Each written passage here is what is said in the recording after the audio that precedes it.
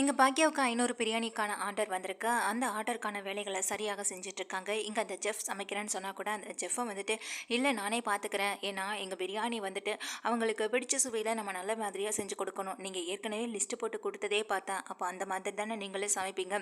இப்போதைக்கு நான் செய்றத நீங்க பார்த்துக்கோங்க. அதுக்கப்புறம் ஆர்டர் வந்தா, இப்ப நான் எப்படி செய்றேனோ, அதே போல பார்த்து நீங்களும் செய்யலாம்." அப்படின்னு சொல்லி எங்க செஃப் கிட்ட சொல்லும்போது அவருக்கு கோவம் தான் வருது. ஆனாலும் என்ன பண்றது? வேற வழி இல்லையே. இங்க சார் சொன்னதுக்காக நம்மளும் இங்க வந்து இறந்துட்டுருக்கோம். அதுக்கேத்தது போல நம்மளும் நடந்துதானே ஆகணும் அப்படின்னு நினச்சவரும் அங்கே பாக்கியா சொல்கிறத கேட்டு அங்கே அதை படி நடந்துக்கிட்டும் இருக்காங்க. பாக்கியா தான் இப்போ கிச்சனில் நின்று சமைக்கவும் செய்கிறாங்க. இந்த மேடம் ஏன் நான் சொன்னாலும் கேட்கவே மாட்டாங்க. இவ்வளோ விடாப்படியாக 500 பிரியாணி செய்யணும்னு சொல்லிட்டாங்களே, அவங்களே செய்கிறாங்க.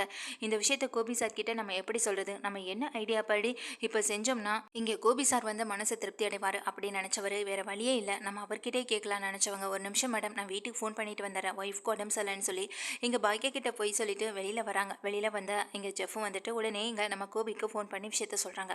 ஓ, அந்தளவுக்கு ஆயிட்டாளா? அந்தளவுக்கு மற்றவங்க மேலே நம்பிக்கையே இல்லாமல் அவளே எல்லாத்தையும் செஞ்சிட்ருக்கானா? கொஞ்சம் புத்திசாலியாக தான் இருக்கா. நானும் கூட அவளுக்கு எதுவுமே தெரியாது, அடி முட்டாளாக இருப்பான்னு நினச்சேன். பரவாயில்லையே, இந்த அளவுக்கு அவன் நடந்துக்கிறத பார்க்கும்போது எனக்கே ஆச்சரியமாக தான் இருக்கு. நீங்கள் கோபி சொல்ல, இப்போ என்ன சார் பண்ணுறது? அவங்களே கிச்சனில் நின்று எல்லாத்தையுமே பார்த்து பார்த்து சமைச்சிட்ருக்காங்க. 500 பிரியாணிக்கான ஆர்டர் வேறு அப்படின்னு சொல்கிறப்போ, இதை கேட்டு இங்கே கோபி 500 பிரியாணி இங்கே இந்த எந்த ஃபங்க்ஷனுக்கு போகுதுன்னு உங்களுக்கு எதுவும் தெரியுமா? டீட்டெயில்ஸ் எதுவும் தெரியுமான்னு சொல்லி இங்கே கேட்கும் பொழுது, அவங்க அதை பற்றின டீட்டெயில்ஸ் எதையுமே என்கிட்டயும் சொல்கிறதில்ல, மற்றவங்க கிட்டேயும் சொல்கிறது கிடையாது. அதை அவங்க எப்போதுமே சீக்ரெட்டாக தான் மெயின்டைன் பண்ணுறாங்கன்னு இங்கே வந்து அந்த வந்திருக்க செஃப்பும் சொல்ல, இதை கேட்ட நம்ம கோபி ஓவராக தான் பண்ணிகிட்டு இருக்கால. அந்த ஹோட்டலை நல்ல முறையில் வழி நடத்தணுங்கிறது நல்லாவே தெரிஞ்சு வச்சிருக்கா இந்த பாக்கியா. இந்த பாக்கியா கிட்டேருந்து உண்மை வாங்குறது ரொம்ப பெரிய கஷ்டம் தான் அப்படின்னு எங்கள் கோபியை மனசளவில் நினச்சிட்டு உடனே செஃப் கிட்ட சொல்கிறாங்க. பாக்கியா சொல்கிற மாதிரியே சமைங்க. சமைச்சு முடிச்சுட்டு அந்த வண்டியை வந்துட்டு ஏற்றிட்டு போவாங்க இல்லையா, அப்போதைக்கு அந்த வண்டியை என்ன நம்பர் என்ன ஏதுன்னு மட்டும் எனக்கு ஒரு ஃபோட்டோ எடுத்து உடனே அனுப்பிவிடுங்க அப்படின்னு சொல்ல, இதை கேட்ட செஃப் சரிங்க சார்னு சொல்லிட்டு இங்கே ஃபோனை வச்சுறாங்க. சமையல் எல்லாமே நல்லபடியாக முடியுது. முடிஞ்ச கையோட எங்கள் செஃப் வந்துட்டு அந்த சாப்பாடு எல்லாமே ஏற்றி விடுறதுக்கு நானும் ஹெல்ப் பண்ணுறேன் மேடம்னு சொல்லி அந்த வண்டியில் ஏற்றி விட போகிற நேரத்தில் இங்கே தன்னுடைய ஃபோனை எடுத்து ஒரு ஃபோட்டோவும் எடுத்து விட்டுறாங்க. எடுத்துகிட்டு அந்த வண்டியை அனுப்பிவிட, சரிங்க மேடம் நான் உள்ளே போய் கிச்சனில் வேலை பார்க்குறேன்னு சொல்லிட்டு இங்கே உள்ளே போகிற செஃப் என்ன பண்ணுறாங்கன்னா, உடனே கோபிக்கு அந்த ஃபோட்டோவை எடுத்து தட்டி விட்டுறாங்க. ஃபோட்டோவை எடுத்து போட்டு அனுப்பிவிட்ட உடனே இதை கோபி பார்த்துட்டு உடனே என்ன பண்ணுறாங்கன்னா, இங்கே அதாவது தன்னுடைய ஃப்ரெண்டு செந்திலுக்கு விஷயத்த சொல்லி இங்கே வர சொல்கிறாங்க. என்னடா என்ன அவசரமாக ஃபோன் பண்ணி கூப்பிட்டியேன்னு சொல்லி இங்கே கேட்குறப்போ, இல்லை பாக்கியாவுடைய ஹோட்டலுக்கு 500 பிரியாணி ஆர்டர் வந்திருக்கு. அதாவது சரியாக செஞ்சு இப்போ அந்த 500 பிரியாணியையும் இதோ இந்த வண்டி நம்பர் இருக்குல்ல, இந்த வண்டியில் தான் ஏற்றி விட்டுருக்கான். இந்த வண்டியை நம்ம வழி மறைச்சி ஆகணும் அப்படின்னு எங்கள் கோபி சொல்ல, எதுக்குடா இந்த தேவையில்லாத வேலை? நீ என்ன பிரச்சனை வேணாலும் பண்ணிக்கோ, ஆனால் உன்னுடைய இந்த விஷயத்த நான் யார்கிட்டையும் சொல்ல மாட்டேன். ஆனால் அதே நேரம் நீ இதை மாதிரியான செய்கிற வேலைகள் எதுவாக இருந்தாலும் அதுக்கு என்னைய கூடவே வச்சுக்காத. ஏன்னா இது ரொம்ப பெரிய பாவம். ஒருத்தவங்களுடைய வயிற்றில் அடிக்கிறது எவ்வளோ பெரிய பாவம் தெரியுமா கோபி? அது பின்னால் நமக்கே வந்து திரும்புறதுக்கு எவ்வளோ நாள் ஆக போகுது? என்னையை நம்பி என் குடும்பம் இருந்துகிட்டு இருக்கு. உன் கூட சேர்ந்து இந்த பாவத்தை செய்கிறதுக்கு நான் தயாராக இல்லை அப்படின்னு சொல்லிட்டு எங்கள் செந்தில் போக, இச்சா இவெல்லாம் என்ன ஃப்ரெண்டு, என் கூட உதவிக்கு வாடான்னு சொன்னால் இதுக்கு கூட வராமல் போகிறானே அப்படின்னு நினச்சவங்க இங்கே கோபி என்ன பண்ணுறாங்கன்னா, இங்கே தனக்கு தெரிஞ்சவங்க மூலமாக சில ஆட்களையும் ரெடி பண்ணுறாங்க. நீங்கள் தான் அந்த வண்டியை வழிமறைக்கணும்னு சொல்லி வண்டியோட நம்பரையுமே இங்கே கோபியும் அனுப்பி விட்டுறாங்க.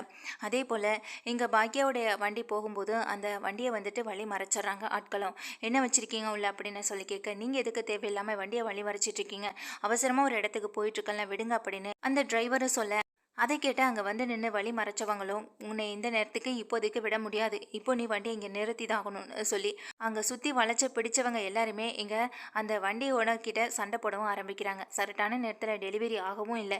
இன்னும் நம்ம டெலிவரி கொடுத்த இடத்துலேருந்து சாப்பாடு வரலையேன்னு சொல்லி வெயிட் பண்ணிட்டு இருக்கவங்க உடனே பாக்கியாவுக்கு ஃபோன் பண்ணுறாங்க.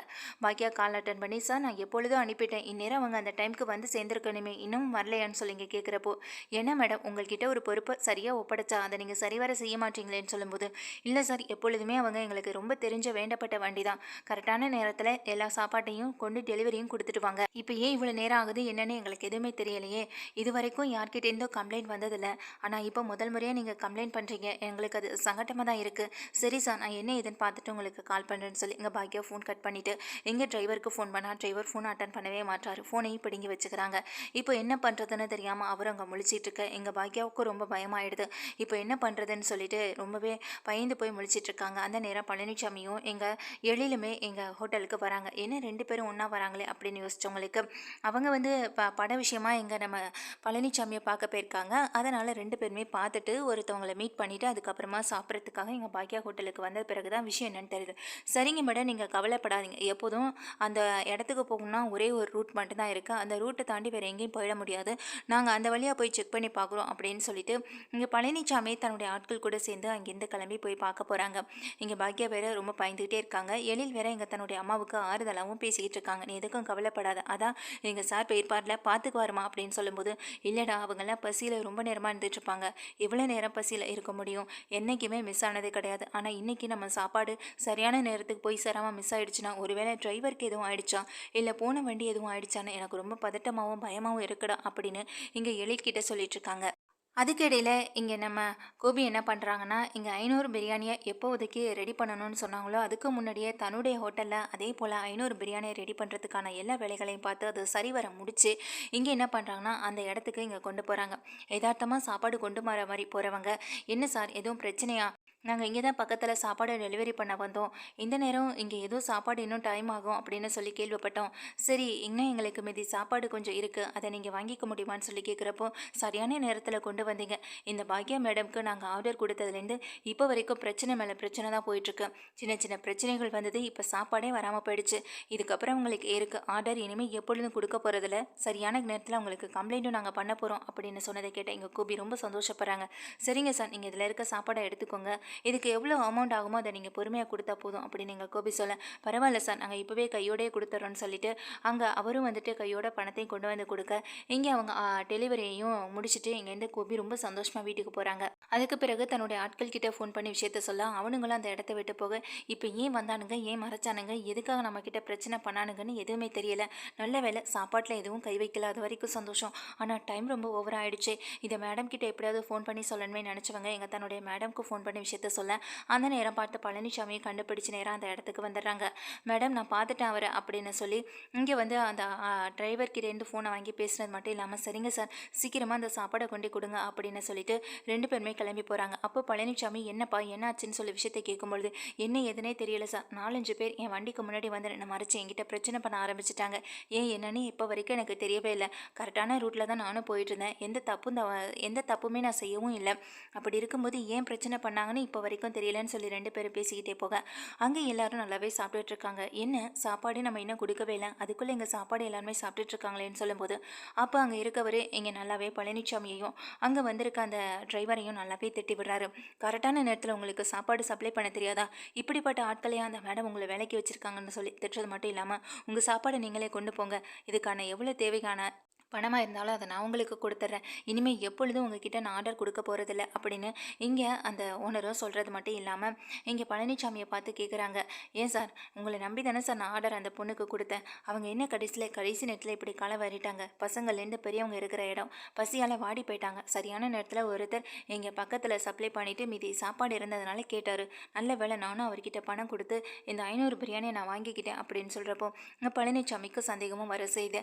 சரிங்க சார்னு சொல்லிட்டு வேறு வழி இல்லாமல் மன்னிப்பு கேட்டுட்டு அங்கேருந்து கிளம்பி வரும்பொழுது, சார் என்கிட்ட என் முன்னாடி நின்று மறைச்சானுங்கள, அவனுங்க யார் என்னெல்லாம் எனக்கு தெரியாது, ஆனால் எப்பொழுதுமே என்னுடைய ஆட்டோவுக்கு முன்னாடி ஒரு சின்ன கேமரா வச்சுருப்பேன். ஏன்னா இதனால் ஏதாவது ஒரு சின்ன ஆக்சிடென்ட்னாலும் கூட நம்ம அதுலேருந்து தப்பிக்கலாம்ல, அதுக்காக மட்டும்தான் சொல்லிட்டு இங்கே என்ன பண்ணுறாங்கன்னா தன்னுடைய ஃபோனில் கனெக்ட் பண்ணியிருக்க அந்த வீடியோவை எடுத்து காட்டுறாங்க. சார் இவனுங்க தான் சார் பிரச்சனை பண்ணுதுன்னு சொல்லி இங்கே பார்க்கும்போது கோபியும் பார்க்குறாங்க. கோபிக்கு ரொம்ப வேண்டப்பட்ட ஆட்கள் மாதிரி தான் தெரியுது. ஏன்னா இவருமே நிறைய ஆட்கள் வந்துட்டு வச்சுருக்கிறதுனால ஏற்கனவே லிங்க் ஆகிருக்குந்திருக்காங்க. இது நம்ம அந்த குமாரோட ஆட்கள் இல்லை அப்படின்னு நினச்சவங்க உடனே என்ன பண்ணுறாங்கன்னா குமாருக்கு ஃபோன் பண்ணி விஷயத்த சொல்ல, ஆமாம் இப்போ கொஞ்ச நேரத்துக்கு முன்னாடி தான் என்னுடைய ஆட்களை தேடி கண்டுபிடிச்சி ஒருத்தர் வந்தார், அவர் தான் இந்த ஆட்டோவை மறைக்கணும்னு சொல்லி கூட்டிகிட்டும் போனார் அப்படின்னு சொல்ல, இதை கேட்ட பழனிசாமி, அப்படியா யார் என்ன அது அப்படின்னு சொல்லிங்க பழனிசாமி கேட்க, எல்லாம் இந்த கோபி தான் அப்படின்ற விஷயத்தையும் சொல்லிடுறாங்க. கோபி சாரா அப்படின்னு நினச்சி ரொம்ப அதிர்ச்சி ஆகுறாங்க இவங்க. நேராக ஹோட்டலுக்கு வந்து பாக்யா கிட்ட விஷயத்த சொல்லவும் செய்கிறாங்க. சொன்ன உடனே பாக்யா இதை நினச்சி ரொம்பவே டென்ஷன் ஆகுறாங்க. இந்த விஷயம் எப்படி அவருக்கு தெரியும், நான் 500 பிரியாணி செய்ய போகிறன்ற விஷயம் அவருக்கு தெரிஞ்சதுனால தானே எனக்கு முன்னாடியே அவரும் அந்த 500 பிரியாணியை செஞ்சது மட்டும் இல்லாமல் அந்த மொத்த பிரியாணியை கொண்டு போய் அவர் அங்கே கொடுத்துருக்காரு அப்படின்ற விஷயமும் இங்கே எல்லாருக்குமே தெரிய வருது. இதனால் பாக்யாவுக்கும் சரி பழனிசாமிக்கும் சரி மிகப்பெரிய சந்தேகம் இருக்க தான் செய்யுது. இந்த சந்தேகத்தை எப்படி தீர்க்கிறதுன்னு தெரியாமல் முழிச்சிட்டு இருக்கப்போ இங்கே என்ன பண்ணுறாங்கன்னா பாக்யா வெளியில இருக்க சிசிடிவி ஃபுட்டேஜ் எடுத்து பார்க்குறாங்க. அப்ப தான் தெரியுது, இங்க வந்து நடந்த விஷயங்கள் எல்லாமே அப்ப தான் பாக்யாவுக்கு தெரியுது. என்னன்னா, இந்த வண்டியிலேருந்து சாப்பாட்ட அனுப்பிவிட்ட நேரத்தில, இங்க அந்த செஃப் வந்துட்டு அந்த வண்டி நம்பர ஃபோட்டோ எடுத்ததும், அது மட்டும் இல்லாம அவசரமா இங்கேருந்து உள்ள ஓடுனதும், இது எல்லாமே பார்த்துட்ருக்காங்க.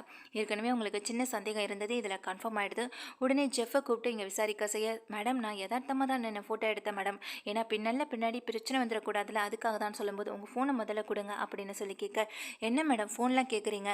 உங்களுக்கு என் மேலே சந்தேகமா என்ன அப்படின்னு சொல்லி கேட்டா கொடுங்க சார் அப்படின்னு சொல்லி உடனே வெடுக்குன்னு ஃபோனை வாங்கிக்கிறேன். ஃபோனை வாங்கி அதில் பார்த்தா இதில் வெறும் கோபியோட நம்பர் மட்டும்தான் இருக்குது. கோபிக்கு ஃபோன் போயிருக்கு, கோபிக்கோட வாட்ஸ்அப்பில் நம்பருக்கு ஃபோட்டோஸ் போயிருக்கு. இதெல்லாம் பார்த்து எங்கள் பாக்கியா செம்ம டென்ஷன் ஆகி அந்த செஃப்பை பார்க்குறாங்க. என்ன செஃப், உங்களை நம்பி நான் என்னுடைய இந்த கடைக்கு வேலைக்கு எடுத்தால் நீங்கள் இப்படி பண்ணுவீங்கன்னு நான் நினச்சி கூட பார்க்கல. எதுக்காக இப்படி பண்ணுனீங்க? அப்போ நீங்கள் கோபி அனுப்பி தான் நீங்கள் என்னுடைய இந்த ரெஸ்டாரண்ட்டுக்கு வந்தீங்களா? அப்போது அவர்கிட்ட எனக்கு வர ஆர்டர்ஸ் எல்லாத்தையுமே சொல்லி என்னுடைய ஆர்டரை கிடைக்கணும் அப்படின்றத உங்களுடைய நோக்கமா? சத்தியமாக நீங்கள் இப்படி இருப்பீங்கன்னு நினைக்கல. முக்கியமாக அவர் இப்படி பண்ணியிருப்பாருன்னு இப்போ வரைக்கும் என்னால் யோசிச்சு கூட பார்க்க முடியலன்னு சொல்லும்போது, அதுக்கு எங்கள் செல்வி, என்னக்கா இன்னமுமா அவரை நம்பிக்கிட்டு இருக்க? அந்த ஆளு எப்போ நீ கீழே விழுவன்னு பார்த்துக்கிட்டே இருக்காரு. அப்படிப்பட்டவர் இதெல்லாம் செய்யாமல் இருந்தால் தான் அதிசயம். இதெல்லாம் எப்பயே செஞ்சுருக்க வேண்டியது, இப்போ செய்கிறாரு அப்படின்னு சொல்லி எங்கள் செல்வியும் சொல்ல, எங்கள் பழனிசாமி ரொம்ப கோவத்தோடு இருக்காங்க. உடனே அந்த செஃப் கிட்ட சொல்கிறாங்க, இப்போ நீ பண்ண வேலை அதே மாதிரி அந்த ஆளுக்கு நடந்தாகணும் அப்படின்னு சொல்லிட்டு எங்கள் மேடம் கிட்ட சொல்கிறாங்க. மேடம், இந்த ஆள் அடிக்கிறதுனாலையோ இல்லை கோபிகிட்ட திரும்ப அனுப்பி வைக்கிறதுனாலையோ நமக்கு என்ன யூஸ்? இன்றைக்கி ஒரு ஆர்டர் உங்களை கைவிட்டு போணுச்சு, அதனால் திரும்ப திரும்ப வரப்போகிற ஆர்டர் எல்லாமே கைவிட்டு போகணுன்றதான் அவருடைய எண்ணம். ஆனால் அதே பதிலடி அவருக்கு திருப்பி கொடுத்தோன்னா அதுக்கப்புறம் உங்கள் பக்கம் நெரும்பி கூட பார்க்க மாட்டாருன்னு சொல்லும்போது, இல்லை சார், அவர் பண்ண அதே தப்பு நம்ம இதுக்கு பண்ணணும்னு எங்கள் பாக்கியா சொல்ல, இதை மாதிரி பல பேர் விட்டு கொடுத்து போகிறதுனால தான் இன்னமும் வாழ்க்கையில் முன்னேற முடியாமல் அதே இடத்துல நின்றுட்டுருக்காங்கன்னு எங்கள் பாக்கியாவை பார்த்து பழனிசாமி சொல்ல, எங்கள் சார் சொல்கிறது சரிதான், நீ முதல்ல அண்ணன் சொல்கிற மாதிரி செய்யணும். எங்கள் பாக்கியாவை பார்த்து செல்வியும் சொல்கிறாங்க, என்ன சார் என்ன செய்யணும் அப்படின்னு சொல்லும்போது, இந்த செஃப் இங்கே இருக்கிற மாதிரி இருக்கட்டும், அதே போல் அவருக்கு ஆர்டர் வர்றது எப்படி என்ன ஏதுன்னு நான் கண்டுபிடிக்கிறேன் அப்படின்னு சொன்னவங்க இந்த செஃப் கிட்ட ஒரு கேமராவை கொடுத்து அந்த கோபியை பார்க்க போகிற மாதிரி அங்கே கொண்டு ஃபிட் பண்ணிட்டு வர சொல்லிடுறாங்க. வேறு வழி இல்லை, ஏன்னா இவங்க கிட்ட கையும் களவுமா சிக்கியாச்சு, இல்லைனா போலீஸ் ஸ்டேஷனில் கம்பி எண்ண வேண்டிய நிலைமைக்கு வந்துருவோம்னு நினச்சி அவரும் பயந்து போய் வேறு வழி இல்லாமல் எங்கள் கோபியை பார்க்க போகிற மாதிரி அங்கே கோபியோட ஹோட்டலில் ஒரு சின்ன ஒரு கேமராவையும் வந்துட்டு பொருத்திட்டு வந்துடுறாரு. இது மூலமாக அங்கே பேசுகிறதுலேருந்து எல்லாமே எங்கள் பழனிசாமிக்கு ரெக்கார்ட் மூலமாக தெரியவும் ஆரம்பிக்குது. அப்போது அங்கே நம்ம கோபிக்கு வர ஆர்டர் வந்துட்டு எங்கள் முதல்லையே பாக்கியா எடுத்து செய்ய ஆரம்பிச்சிடறாங்க. செஞ்சு எங்கள் பாக்கியா கோபிக்கு முன்னாடியே கொண்டு போய் சீக்கிரமாக டெலிவரி கொடுக்க ஆரம்பிக்க, என்ன மேடம், நாங்கள் உங்ககிட்ட இந்த மாதிரி டெலிவரி இப்போ செய்கிறதுக்கு நாங்கள் சொல்லவே இல்லையேன்னு சொல்லும்போது, இல்லை சார், இது உங்களுக்கு தேவையான சாப்பாடு முழுக்க முழுக்க இருக்கும், நீங்கள் எதிர்பார்த்த அளவை விட டேஸ்ட்டும் அதிகமாக இருக்கும், வீட்டு சாப்பாடு முறையில் இருக்கும், ஒரு தடவை ட்ரை பண்ணி பாருங்கன்னு சொல்லி எங்கள் பாக்கியா சொல்லும்போது, வந்திருக்க எல்லாருமே வீட்டு சாப்பாடு மாதிரினா அது எங்களுக்கு சந்தோஷம் தானே அப்படின்னு சொல்லி அதை வாங்கி சாப்பிடவும் செய்கிறாங்க. அடுத்த வண்டி எங்கள் கோபியோட வண்டி வருது. எல்லாரும் சாப்பிட்டுட்டு இருக்கதை பார்த்து எங்கள் கோபிக்கு பயங்கர அதிர்ச்சி ஆகுது. என்ன சார், நான் தான் உங்கள்கிட்ட சாப்பாடு கொண்டு வரேன்னு சொல்லியிருந்தேன், நீங்கள் தானே ஆர்டர் கொடுத்துருந்தீங்க, அதுக்குள்ளே எப்படி நீங்கள் சாப்பாட்டை மாற்றலான்னு சொல்லும்போது, வேறு வழி இல்லை, உங்களுடைய வண்டி வர நேரம் ஆயிடுச்சு, அதனால் நாங்கள் எங்கள் பசங்களுக்காக சாப்பாடு வந்துட்டு இதை எல்லாமே கொடுத்துட்டோம், மீதி பாதி பேர் சாப்பிடாம தான் சார் இருக்காங்க, உங்கள் 2 பேருக்கும் நாங்கள் ஷேர் பண்ணி பணத்தை கொடுத்துட்றோம், நீங்கள் என்னெல்லாம் சமைச்சு கொடுத்துருக்கீங்களோ அதெல்லாம் கொடுங்க சார்னு சொல்லி இங்கே வாங்குறாங்க. வாங்கி அதை வந்து சாப்பிட்டு பார்த்தா அந்தளவுக்கு எங்கள் பாக்கியாவுடைய டேஸ்ட் இருக்கிற அளவுக்கு அந்த டேஸ்ட் இங்கே கோபியோடைய ஹோட்டலில் இருக்க சாப்பாட்டில் இல்லவே இல்லை. இதனால் வந்திருக்கவங்க பல பேர் சாப்பிடாமலே இருக்க எங்கள் மீதி சாப்பாடு எல்லாமே பாக்கியா கொண்டு வந்ததை தான் முழுக்க முழுக்க சாப்பிட்டு முடிக்கிறாங்க. இதனால் கோபியோட சாப்பாடு வீணாகுது. கோபி இதனால் எங்கள் பாக்கியா மேலே கோவப்பட்டு திட்டவும் ஆரம்பிக்கிறாங்க. என்ன நினச்சிட்டு இருக்கோம் மனசில், என்னோட ஆர்டரை நீ பிடிக்கலான்னு பார்க்குறியான்னு சொல்லும்போது, நீங்கள் செஞ்சது மட்டும் சரியா, என்னுடைய வாழ்க்கைக்கு எடுக்கணும், என் குடும்பத்தை நீங்கள் தொலைச்சி எடுக்கணும், என் குடும்பத்தில் இருக்க ஆட்களை உங்கள் பக்கம் வர வைக்கணும் அப்படின்றதுக்காக தானே இன்றைக்கி என்னுடைய ஹோட்டலுக்கு உங்கள் ஆளை அதான் செஃப் அனுப்பி வச்சுருக்கீங்கன்னு சொல்லும்போது, இது பயங்கர அதிர்ச்சியில் அப்படியே கோபி வரைச்சி போய் நின்று பார்த்துட்டே இருக்காங்க எங்கள் பாக்கியாவுக்கு அடுத்து என்ன பதில் சொல்கிறது, என்ன ஏதுன்னு பேச முடியாமல் இருந்தாலும், இன்னொரு தடவை என் வாழ்க்கையிலையோ என் குடும்பத்திலையோ நீங்கள் குறுக்க வரக்கூடாது, இதுதான் உங்களுக்கு கடைசியாக இருக்கணும், ஏன்னா இந்த தடவை நான் உங்களை மன்னிச்சு விட்டுட்டு போகலை, நான் விட்டுட்டு போகிற காரணமே வேற, அதை முதல்ல நீங்கள் புரிஞ்சுக்கிறீங்களோ இல்லையோ, ஆனால் அதுதான் உண்மை, இல்லைன்னா உங்களை போலீஸ் ஸ்டேஷனில் உள்ளே தூக்கி வைக்க எனக்கு எவ்வளோ நேரம் ஆகும் சொல்லுங்கள் அப்படின்னு சொல்லி எங்கள் பாக்கியா மிரட்டுறாங்க. இன்னொரு தடவை என்னுடைய ஹோட்டல் அதான் என்னுடைய பசங்களுக்கோ என்னுடைய பொண்ணுக்கோ என்னுடைய அத்தைக்கோ உங்களால் எந்த பிரச்சனையாவது ஏதாவது வந்ததுன்னா அதுக்கப்புறம் நான் சும்மாவே இருக்க மாட்டேன். இப்போ தான் என் குடும்பம் கொஞ்சம் கொஞ்சம் எங்கள் மாமா இறந்த துக்கத்துலேருந்து வெளியில் வந்துட்டுருக்காங்க, ஆனால் அதுக்கிடையில் நீங்கள் பண்ணுற எந்த விஷயம் எங்களுக்கு கொஞ்சம் கூட பிடிக்கவே இல்லை அப்படின்னு சொல்லி பாக்கியா கண்டபடி திட்டிட்டு அசிங்கப்படுத்திட்டு போயிடுறாங்க. பழனிசாமியும் என்ன பண்ணுறாங்கன்னா, சார் இங்கே மேடம் சொன்னதுனால தான் நானும் போலீஸ் கம்ப்ளைண்ட்டும் கொடுக்கல, மேடமும் நான் சொன்னதை கேட்டதுனால தான் இப்போ இந்த ஆர்டர் எடுத்து அவங்க செஞ்சாங்க. இதில் அவங்க தப்பு எதுவுமே இல்லை. தப்பு பண்ணதெல்லாம் நீங்கள் உங்கள் பக்கத்தில் இருக்கிற தப்பை நீங்கள் முதல்ல திருத்திக்க பழகுங்க. அதுதான் உங்களுக்கு நல்லது, உங்களை சுற்றி இருக்கிறவங்களுக்கும் உங்கள் ஹோட்டலை நம்பி வந்த வாடிக்கையாளர்களுக்கும் நல்லது. அப்படி இல்லையா இந்த நீங்கள் ஆரம்பிச்சிருக்க இந்த ஹோட்டல் மேலே நான் கேஸ் போட எவ்வளோ நேரம் ஆகும் அப்படின்னு சொல்லி எங்கள் பழனிசாமி மிரட்ட இங்கே எதுவுமே பேச முடியாமல் கோபி வாயை மூடிட்டு அப்படியே நின்றுட்டுருக்காங்க.